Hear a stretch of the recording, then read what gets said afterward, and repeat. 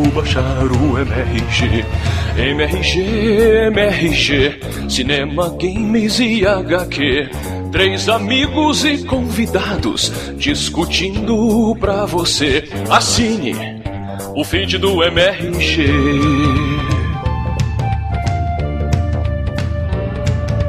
Hoje é sobre o Homem-Aranha, um guri muito especial, que só prende gente estranha e tem uma tia muito legal. Assine o podcast MRG. Bom dia! Boa tarde!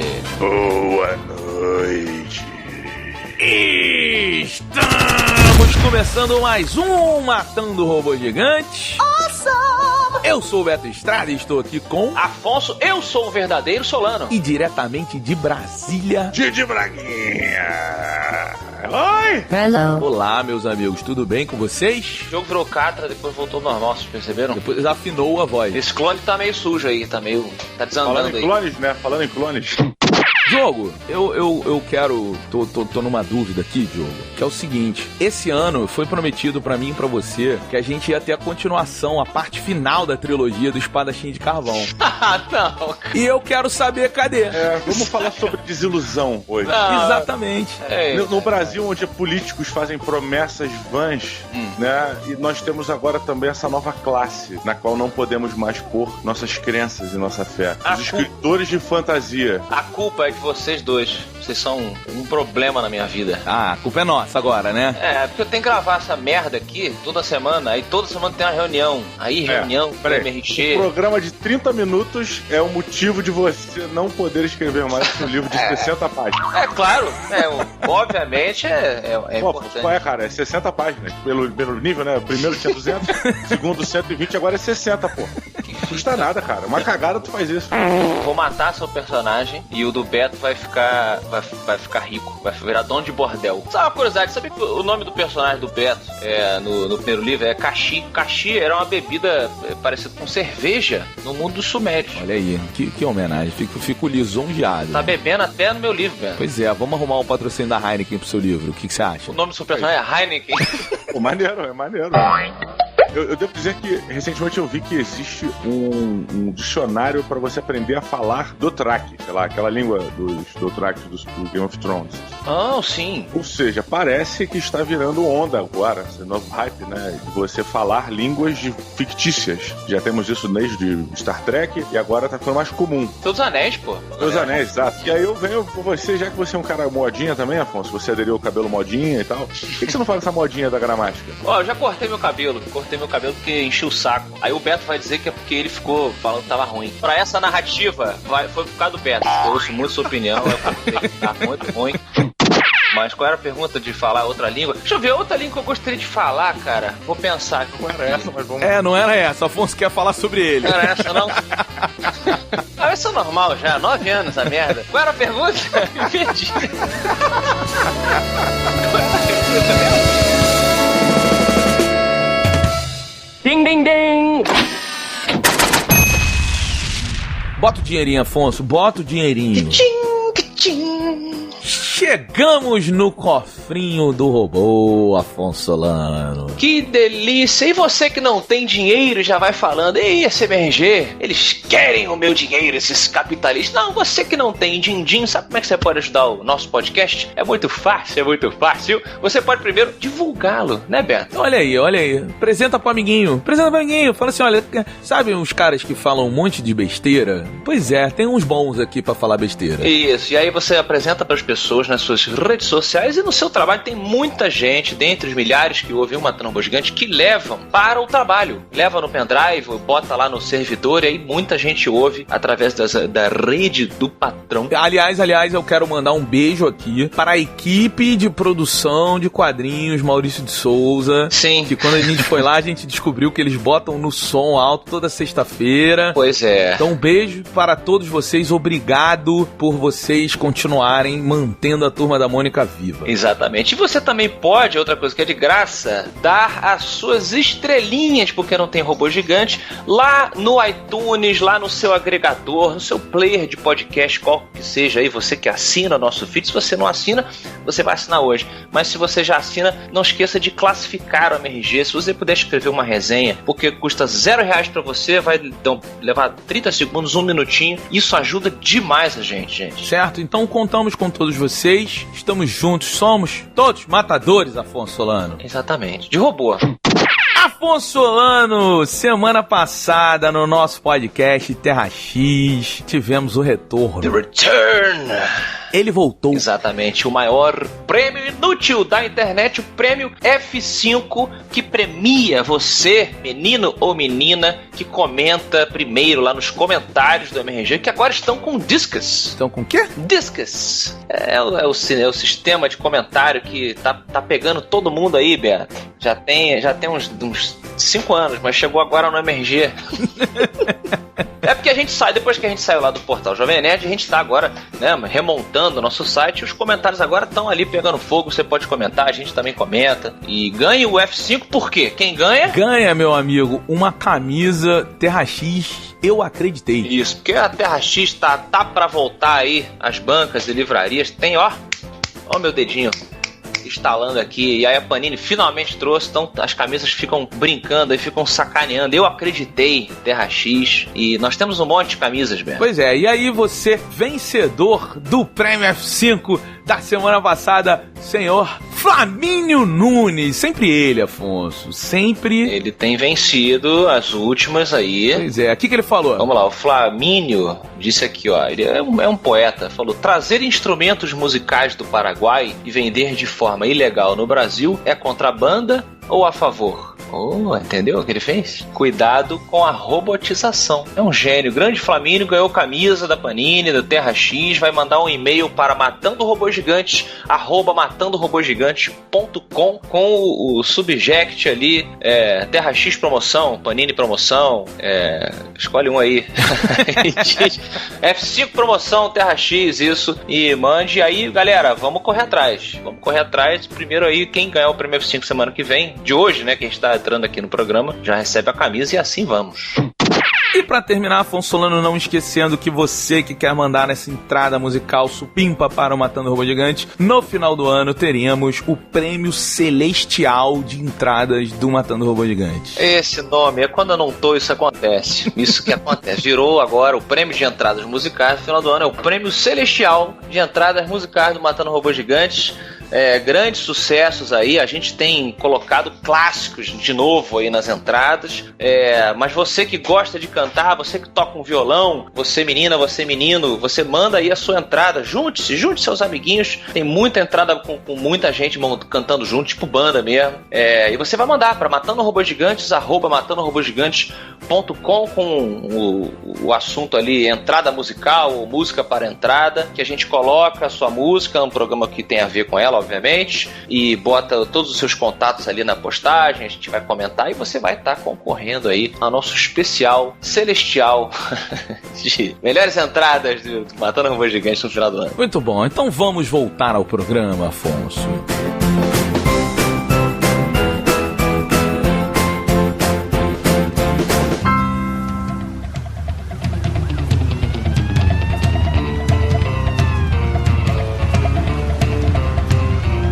Senhoras e senhores, temos aqui um presente para os fãs de quadrinhos, meus amigos. A editora Salvati está colocando nas bancas e livrarias do país a coleção definitiva do Aranhoso. Quando a pessoa bota definitiva, me vem imediatamente Titãs, a melhor banda de todos os tempos da última semana. Que é o definitivo até agora. Mas aí eu questiono vocês, porque a Salvati já está com 12 edições dessa biblioteca definitiva, dessa coleção coleção definitiva do Homem-Aranha. E realmente, cara, eles trazem as grandes histórias do Homem-Aranha, os grandes momentos desde que o personagem foi criado até agora. Então você tem a morte da Gwen, você tem a saga do simbionte, você tem a saga do clone original, você tem a saga do clone dos anos 90, você tem a reestruturação da Marvel, quando a Marvel tava fudida lá, e aí o Mark Millar foi escrever o Marvel Knights e ele fez no Homem-Aranha, ele começou a venda da Marvel começou a aumentar. Então assim, o legal dessa coleção definitiva do Homem-Aranha da Salvati é que tá pegando o herói que em números mais vendeu quadrinhos no mundo, porque o Homem-Aranha sempre foi o herói que as pessoas mais gostaram, apesar de você ter mergulhando muito pro Batman, pro Super-Homem e tal, o Homem-Aranha ele sempre foi gostado por todo mundo, né? É, exatamente. Todas as classes, todas as idades e todos os gêneros. Pois é, então assim, eu acho muito foda essa coleção da Salvati porque é um passeio muito legal por grandes histórias de um personagem que até hoje as crianças fazem festa de aniversário, até hoje os adultos compram camisa. E uma coisa que a Salvati vai destruir a sua cara e o seu bolso. É momento jabá mesmo, os caras dão, e até porque é. Mas, cara, eles fazem um negócio que me incomoda, porque eu não consigo resistir. A coleção realmente são 60 livros. 60 livros que vão ser lançados e você vai receber 60 livros. E a borda dela, né, a lateral, ela forma uma figura gigante. É. Então, se você tiver os 60, você vai colocar na sua estante, vai ter uma puta imagem maneira, cara. No melhor estilo almanaque do tio Patinha lá, do escoteiro mirim. É, exatamente, lembra? Cara, também tinha isso. Falando em decisões editoriais, aí tá falando do desenho da lateral, parabéns aí à editora Salvati, dinheiro no bolso, é jabá bem feito. Sacanagem. Hoje falaremos especificamente sobre a saga do clone original dos anos 70, que está sendo publicada aqui no Brasil, na terceira edição dessa coleção, como que chama, Beto? A coleção definitiva Homem-Aranha. Exatamente. E eu acho bacana, já que falamos ali de decisões editoriais do desenho da lateral, a gente contextualizar por que isso aconteceu, né? A gente tem que lembrar que ali no começo dos anos 70, o Peter Parker estava namorando com a Gwen Stacy, e o time editorial, ele começou a achar que o personagem que vinha de uma história super nerd, de um contexto mais nerd, de um contexto nerd pegador também, o cara que tava sempre tentando pegar uma menina, sair com ela, e aí deixava ela no restaurante enquanto ele tinha que lutar contra o lagarto, não sei o que. Isso era muito mais interessante pra eles e pro público, a princípio, do que ele estabilizado numa relação. Então eles falam, cara, vamos fazer uma coisa diferente, vamos matar, vamos botar uma tragédia, outra tragédia na vida de Peter Parker. E, bom, a Gwen Stacy morreu, né, por conta lá do Duende Verde. Depois eles falaram, meu irmão, vamos piorar, vamos trazer ela de volta dos mortos. Cara, mas essa parte do De Volta pros Mortos, se vocês me permitem contar, que o Gary Conway, que é o roteirista, ele, depois que ele matou a Gwen Stacy, isso foi um mega problema. O cara foi proibido de ir em feiras, porque as pessoas não gostavam dele. Fala assim, cara, tu é mó safado, tu matou a namoradinha do personagem que todo mundo amava e o cacete e tal. Só que quando ele foi matar a Gwen Stacy, ele chegou pro Stan Lee e pediu. O Stan Lee era o editor-chefe. Aí ele falou, pô, Stan, posso fazer? Aí o Stan Lee, pô, pode matar. Quando deu o problema, depois que eles mataram, o nego foi perguntar num evento pro Stan Lee, aí o Stan Lee mandou ué, não sabia não, ela morreu? Eu tava viajando. Caralho. E aí... O Stan Lee é um... E aí deu uma merda, tá ligado? E aí o Stan Lee deu uma ordem e falou assim, olha, tem que voltar com a Gwen Stacy. E tanto que o interessante dessa saga do clone é que ela evolui, eu acho que aí o texto do Gary Conway evolui muito mais pro clone do Homem-Aranha. Mas você percebe que a história, todo o arco dela é desenvolvido pro Homem-Aranha achar que tá tendo visões. Ele, puta, será que eu tô vendo a Gwen Stacy? O que tá acontecendo? E é esse retorno, é o começo dessa porra de você não pode matar personagem porque o público não deixa, né? Pois é, e a gente tem que lembrar que não tinha nem rede social, né, velho? Imagina você mata uma grande... Hoje em dia, você mata algum personagem, muda alguma coisa do Game of Thrones, né, pra série do livro, e a galera, porra, pega fogo. Tá pegando fogo, bicho! Uma coisa interessante de se lembrar também, complementando um pouco do que o Afonso estava falando sobre a morte da Gwen Stacy, teve uma carga da questão da Gwen Stacy ser uma mulher muito tradicional, né? E finalmente o Peter Parker estaria se envolvendo com a Mary Jane, o que acontece, de certa maneira, aqui, numa das primeiras vezes na saga do Clone. Então, a Mary Jane, que é essa mulher mais radical chique, sabe? Mais pra frente, mais despojada, com um pensamento mais avançado na questão do ser da mulher, né? Então, tem essa mudança também. Tipo, o cara é um super-herói, ele precisa ter uma mulher que bata de frente com ele ali, sabe? Em todas as questões. Eu tô me enrolando aqui porque eu tô preocupado de agredir alguma mulher. Não, mas Diogo, isso que você tá falando é maneiro, porque uma das preocupações do Peter Parker sempre foi interessante isso, né? Porque a Mary Jane sempre foi preocupada com ele, tipo assim, cara, você é foda, você é o Homem-Aranha, você namorou a Felicia Hardy, que é a Gata Negra, e ela se sente super insegura. E o Homem-Aranha, por um outro lado, o Peter Parker, ele tá sempre assim, tipo, cara, por favor, não ache que eu tenho mais intimidade com a Felicia do que com você, porque você é uma supermodelo fodona e eu sou só um nerd zoado. Forte pra caralho.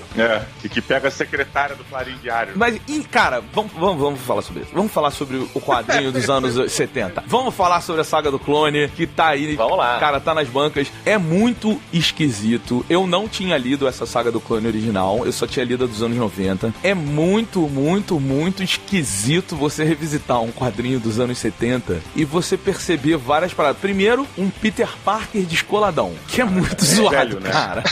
Ele parece aquele ator da Globo que foi acusado de ter batido na bunda da maquiadora lá, o Zé Maia. Aquelas roupas, né, de cafajeste, meio cafajeste, assim. Não, o discurso dele, quando ele chega no Clarim, cara, e aí a gente sabe que o Peter Parker teve um lesco-lesco com a secretária do Clarim Diário. E aqui você vê ela avisando pro Peter, ela fala assim, Peter, vamos fazer uma festa na minha casa, eu e o meu noivo. Aí ele, você está feliz com o seu noivo, gata? E tu, caraca, o que tá acontecendo, cara? Mas por quê? Eu não entendi. Por que ele chama... Ele é muito descolado, cara. Nessa cena... Nessa cena ele ainda manda porque você sabe que eu sempre te amei muitão. É tipo, caralho, que Peter Parker é esse, cara? Só fazer um complemento, Afonso, porque eu entendi você não ter entendido a minha colocação, é porque quando eu falei, eu fiz uma pose. Eu esqueci que estamos num podcast. Opa, então, sem a pose não fez sentido algum. Eu discordo, Diogo. Eu discordo. Eu acho que o Afonso não entendeu porque isso é comum pra ele. Que isso?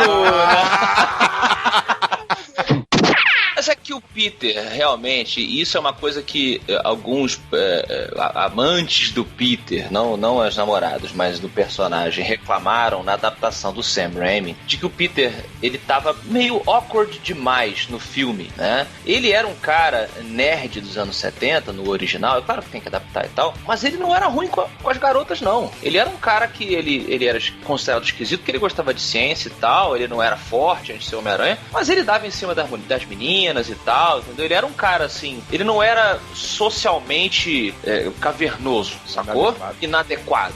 Ele sabia se portar. E depois que ele virou Homem-Aranha, ele fica ainda mais solto, né? Mas existe uma diferença entre você ser socialmente adequado, né? Um cara apto pra conviver na sociedade, e você ser o Peter Parker dando em cima das meninas. É muito bizarro, cara. É que na revista é muito agressivo, sacou? E tem também esse contexto da década de 70 do homem cafajeste ser considerado cool. Tinha essa cultura de filme do cara ser... Olha ele chegando ali. Ei, e aí fulana, tudo bem? Não esquece de mim, hein? Ei, Joãozão. Todo mundo imaginou as poses agora, hein? Todo mundo. Sabe aquele cara apontando assim pro outro? Ei, Jonah, não esqueceu daquela foto não e tal. Aí o cara ajeita a golinha assim da jaquetinha, da camisa social. Esse lance. Do embalo de sábado à noite do início, né? Aquela andada do John Travolta no começo. É o cara que puxa os holofotes quando ele entra na sala. Isso é legal pra caralho você perceber assim na saga do Clone, porque tem uma forçada de barra, aí eu acho que proposital do Gary Conway, que é isso, né? O Peter, ele entra no jornal, ele dá uma cantadinha na secretária, ele faz uma piadinha com o JJ, e aí quando ele fala assim, não, então, essas são as fotos, e toma aí o rolo de filme, porque o bagulho é 1970, né? Toma aí o rolo de filme, aí você vê o JJ dar uma olhada com a cara babaca pra ele e fala, beleza, vou te contar do seu salário a revelação. Aí tu tipo, caralho, tá vendo? Ele é um merda. final das contas ele ainda é um merda. Isso é muito maneiro. Isso é maneiro. Porque ele ainda era o cara que não conseguia pagar o aluguel no final do mês. Ainda era o cara que tinha que... Eu acho engraçado, porque a minha percepção, relendo esse material antigo, foi outra. É de que, assim, o JJ Jameson, ele era um cara que reclamava, mas o Peter não saía por baixo. Por exemplo, nessa hora que ele falou, vou te contar do seu salário, foi muito mais uma bravata pra tentar manter uma posição mediante ao Peter Parker, do que necessariamente eu sou esse escroto que vou fazer isso. Quando ele fala essa parada da revelação, pra mim ele não iria cobrar. Tipo assim, seu babaca, vamos cobrar então de você, hein? Aí eu, tá, é só uma brincadeirinha. Tu acha que o Jameson aqui, nessa época aqui. O Jameson é mó cuzão, meu irmão. Ele é mó cuzão. Ele é mó cuzão. Mas aí que tá. O fato de ele soltar essas bravatas, ter essa implicância, é uma maneira dele não se render ao Peter Parker. Porque o Peter Parker, ele em geral, pra mim, sai por cima de todas essas 3 primeiras revistas de coleção. Que é diferente mais pra frente. Mais pra frente, ele sempre sai por baixo. Ele tá sempre dominado, né? Ele tá subjugado, sim. Tá isso, subjugado pelo Jameson. Aqui não tá. Aqui ele bate de frente, ele chega de peito aberto, ele não tem medo de entrar. Quando o cara tá bravo, é aí que ele quer entrar mesmo. Com essa ponte, Diogo, eu faço uma pergunta para o nosso autor Afonso Solano. Opa, atrasado. Não, é uma pergunta de construção de narrativa. Não seria essa a grande qualidade dos quadrinhos ocidentais que, por uma questão mercadológica, não conseguem matar os seus personagens ou envelhecer os seus personagens, como a gente bem falou no nosso último podcast sobre Terra X, você pode ouvir aí também. A evolução do quadrinho ocidental, ela não foi no refinamento da personalidade dos seus personagens, dos seus heróis. Não é isso que cresce, que deixa vivo constantemente essa qualidade dos editores de saber falar assim, vamos deixar cada vez ele um pouco mais loser, um pouco o J. Jameson um pouco mais babaca e mais impositivo em cima do Peter Parker. Eu vejo assim, o mito o arquétipo do Peter Parker, ele não muda, ou ele não deveria mudar, pelo menos. Ele é o cara que vai ser pra sempre um middleman ali, um loser, mas parte do charme dele é isso que o Diogo tá falando. Ele pode não conseguir pagar o aluguel, mas ele faz uma piadinha que não tá conseguindo pagar o aluguel. Então todo mundo se identifica com aquela, tipo, eu tô fudido, mas eu tô sorrindo, né? É uma coisa meio do malandro ali também, que a gente mencionou, dos anos 70, mas que até hoje sobrevive. Ao mesmo tempo, por os personagens da Marvel serem muito humanos, era inevitável que eles fossem amadurecendo. Então o Peter Parker, que começou ali no colégio, nessa fase, ele tinha evoluído para um homem em busca de um relacionamento estável, que de certa forma acompanhou também a maturidade dos leitores e das leitoras. Muito mais leitores nesse caso. Só que isso gerou esse problema que eles falaram, porque você começa a não renovar o seu público. E aí a gente fala, e aí? A galera nova, e a galera de 13 anos que começou a ler Homem-Aranha e vê o cara, com 25 anos namorando, procurando apartamento com a Gwen Stacy, e essa galera? Então acho que é uma imaturidade do mercado, mas ao mesmo tempo é uma visão de quem sabe fazer dinheiro pra caralho, né? Que é você ficar o tempo todo renovando esse público e repensando, mas aí você empobrece. Eu acho que com Homem-Aranha eles conseguiram solucionar muito disso, porque em boa parte das histórias dele eles tinham bons escritores. Aquilo que eu falo do Robin, eu acho o Robin um péssimo personagem, mas com boas histórias. Então acho que aqui nego falava, tem que matar a Gwen Stacy. Aí nego, sério, tem que matar, não sei o quê. E aí eles iam e criavam uma... a morte da Gwen Stacy é muito foda. É muito foda, é muito bem construída. E, bota outro marco na vida do cara, um outro trauma, faz a ponte pra Mary Jane. Até hoje é discutido se quem realmente foi o grande amor do Peter Parker. Foi a Gwen Stacy ou foi a Mary Jane? E não só isso, né? Até hoje, apesar que agora eles meio que já assumiram, né? Mas e botaram dentro da personalidade do herói que ele matou o grande amor dele. Mas é interessante na época você ver aquela simples onomatopeia, né? O snap, que é aonde você se questiona. E recentemente a Marvel já meio que assumiu no seu lore que ele tem que conviver com isso, né? Ele matou a Gwen Stacy, então isso... Mas botar isso na época era maneiríssimo, até porque a grande discussão era se matava a Tia May ou matava a Gwen. E é uma decisão super corajosa você matar uma jovem com um super futuro. A Tia May já tava velhinha. Seria natural, depois do Tio Ben, vem a Tia May, e aí a história do cara vai correr através daí. Mas não, mataram a juventude. E isso é muito foda, né? Pois é. É muito foda, diferente do horror que é você olhar para a Tia May nessa revista dos anos 70. Cara, ela parece uma caricatura do Clint Eastwood, cara. É bizarro. A Tia May, ela foi ficando cadavérica, né? Cada vez mais, assim. Ela era desenhada de um jeito esquisito, né? Porra, e ela tem umas caras, umas pantomimas em algumas cenas que eu não consigo imaginar que ela está falando aquela parada daquele balão. Tipo assim, ela tá olhando pro lado com uma cara de tesão e ela tá falando assim, onde será que está meu Peter? Eu falei, caralho, que safada. Neto dela, maluco. Sobrinho dela. Peraí, cara. Caramba, Gilf. Tranny, né? Tranny.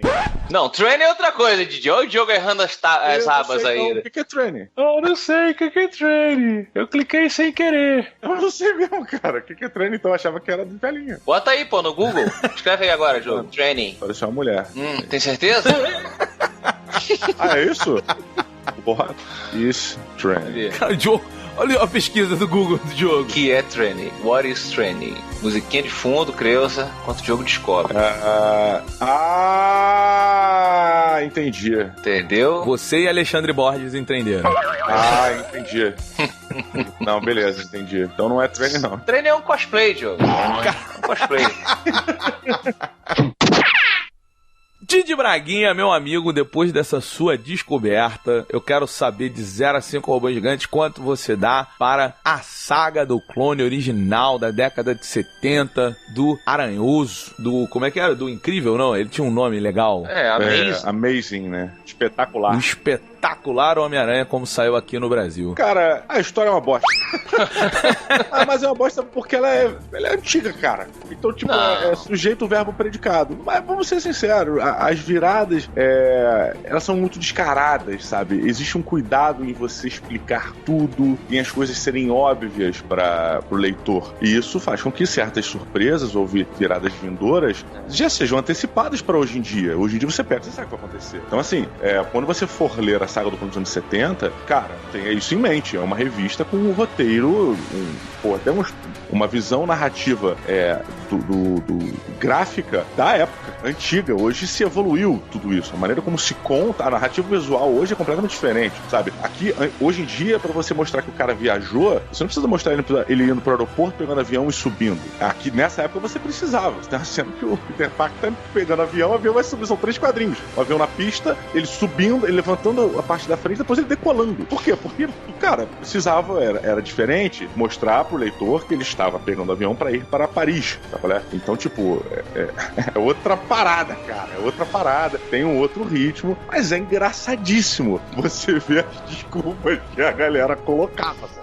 Esse Zé Maia, Peter Parker é demais, assim, sabe? E a Tia May, cara. Tia May, ela é de uma autonomia, de uma independência. E é muito legal. E, cara, é meio conflitante dar uma nota pra isso, pra essa revista hoje em dia. Mas eu acho que foi importante, apesar de ser ruim. Eu dou 3.2 pela Tia May tarada.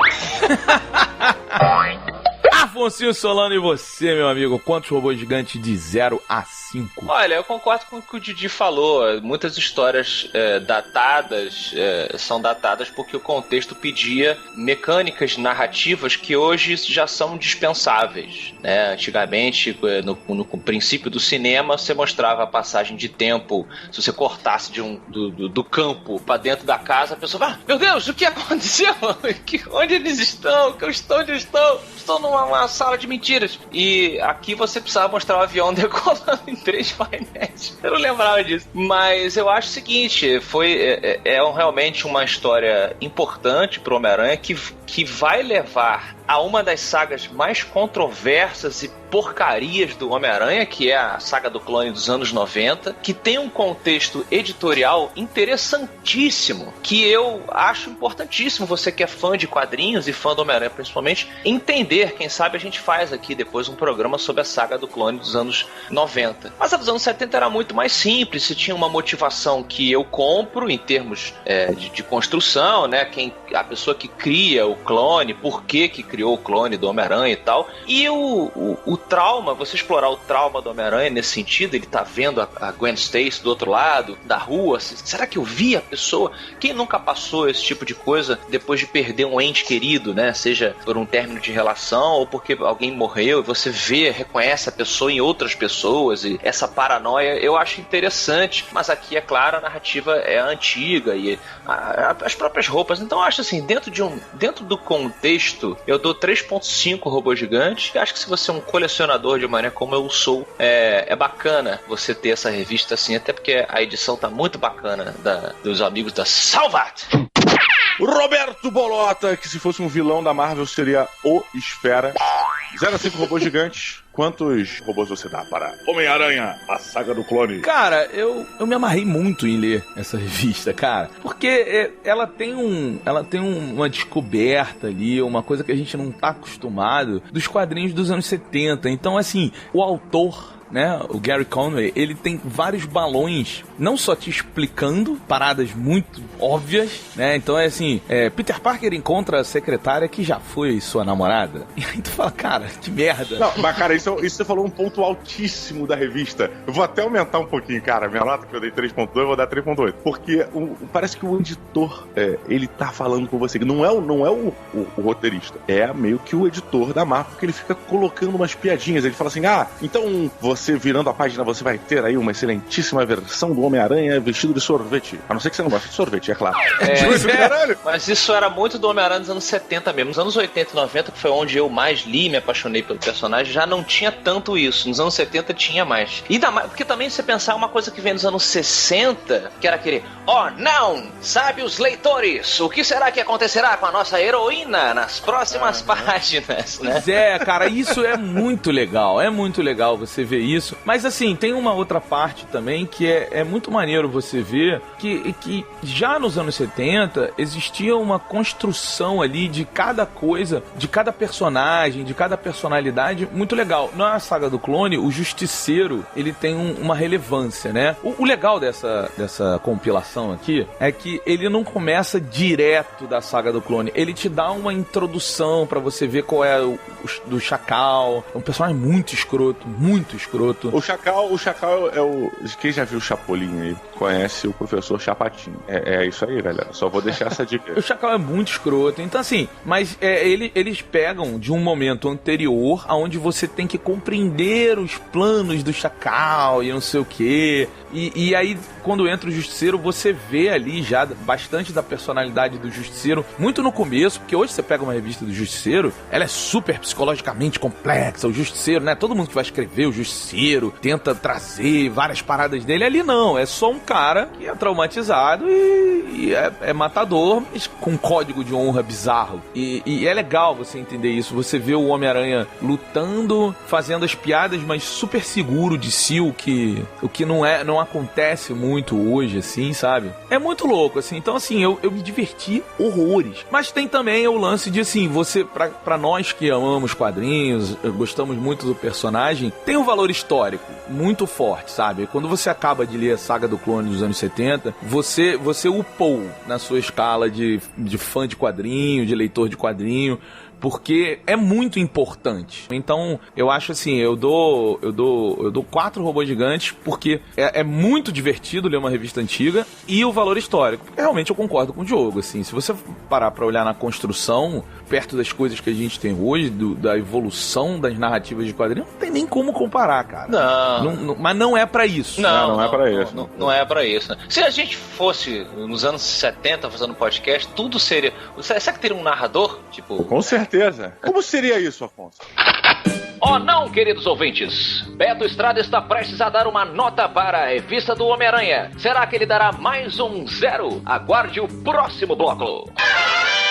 Então, amiguinhos, eu dou 4 robôs gigantes. Pelos bigodes de James Jameson, Roberto Duque Estrada deu uma boa nota. Como o Diogo Braga reagirá sobre isso? Macacos me mordam, Roberto. Como você deu essa nota tão alta para essa revista?